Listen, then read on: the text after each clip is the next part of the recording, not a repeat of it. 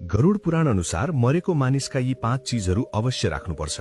त्यसैगरी 3 यस्ता चीजहरू तुरन्तै फालिदिनुपर्छ, नत्र पितृहरू रिसाउँछन् र त्यो घरको सारा सुख समृद्धि हराउँछ र धनको नाश हुन्छ। आउनुहोस् जानौ ती राख्न हुने र राख्न नहुने चीज कुन कुन हुन्, जसलाई भगवान श्रीकृष्णले बताउनु भएको छ। एक समयको कुरा हो, भगवान श्रीकृष्ण र राधा वृन्दावनमा विश्राम गरिरहनु भएको थियो। त्यही समयमा राधाले श्रीकृष्णतर्फ हेर्नुभयो र भन्नुभयो, स्वामी, आज मेरो मनमा एउटा प्रश्नले धेरै समयदेखि डेरा जमाएको छ। त्यसैले म हजुरकै मुखबाट यसको उत्तर जान्न चाहन्छु। श्रीकृष्णले मुस्कुराउँदै भन्नुभयो, बताऊ राधे, तिम्रो प्रश्नको उत्तर म अवश्य दिनेछु। राधा भन्नुहुन्छ, प्रभु, मैले सुनेको छु कि मरेको व्यक्तिका केही सामानहरू घरमै राख्नुपर्छ रे, तर मृत्यु भएपछि त त्यो व्यक्तिले प्रयोग गर्ने सम्पूर्ण वस्तुहरू फाल्नुपर्ने होइन र? कृपया यसको उत्तर दिनुहोस्। श्रीकृष्ण भन्नुहुन्छ, राधे, तिमीले सम्पूर्ण मानव जातिका लागि अत्यन्त महत्त्वपूर्ण प्रश्न सोधेकी छौ।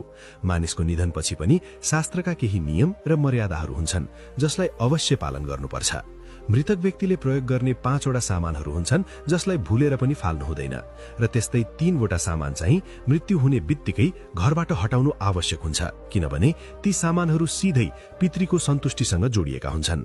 राधा फेरि सोध्नुहुन्छ, प्रभु, यदि मानिसले गल्तीवश राख्नुपर्ने वस्तु फाल्यो र फाल्नुपर्ने वस्तु घरमै राख्यो भने के हुन्छ?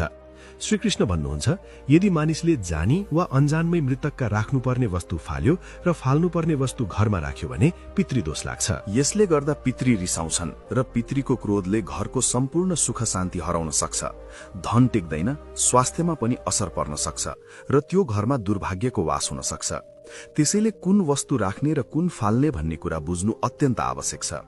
राधा भन्नुहुन्छ, ओहो स्वामी, त्यसो भए ती वस्तुहरू कुन कुन हुन्, कृपया बताइदिनुहोस्। श्रीकृष्ण भन्नुहुन्छ, यसको उत्तर जान्नका लागि तिमीले एउटा दिव्य कथा सुन्नुपर्नेछ। यो सामान्य कथा होइन। जसले पनि यस कथालाई ध्यानपूर्वक अन्त्यसम्म सुन्छ, पितृको कृपाले उसको घरमा सधैँ सुख शान्ति रहन्छ र धन सम्पत्तिको कहिल्यै कमी हुँदैन। राधा भन्नुहुन्छ, प्रभु, त्यो दिव्य कथा सुरु गरिदिनुहोस्, जुन सबैले सुन्न आवश्यक छ। साथीहरू, श्रीकृष्णले कथा वाचन गर्नु अघि यस भिडियोलाई लाइक गर्नुहोस् र च्यानललाई सब्स्क्राइब पनि गर्नुहोस्। साथै कमेन्टमा जय श्रीकृष्ण पनि लेख्नुहोस्। त्यसपछि श्रीकृष्ण भन्नुहुन्छ, धेरै पुरानो युगको कुरा हो। एउटा गाउँमा एक अत्यन्त वृद्ध महिला बस्थिन्। उनको नाम जमुना थियो।